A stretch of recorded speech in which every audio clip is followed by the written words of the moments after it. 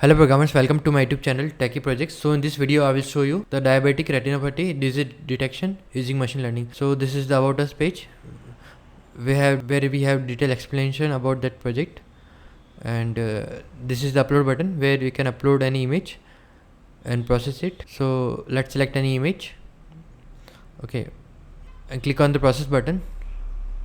So in that image it is detected like 99.35%. Let's select another image and click on the process button.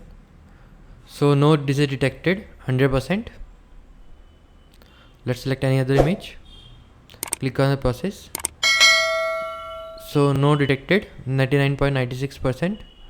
It will also show the accuracy. Let's give another image and click on the process button. So no disease detection 100%. This is the complete project. Thank you friends for watching my video. If you are new to the subscribe channel and share with your friend. Thank you.